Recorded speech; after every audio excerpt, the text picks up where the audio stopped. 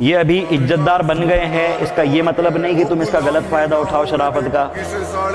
तुम्हें नहीं मालूम कि मैकेनिकल इंजीनियर्स कैसे होते हैं।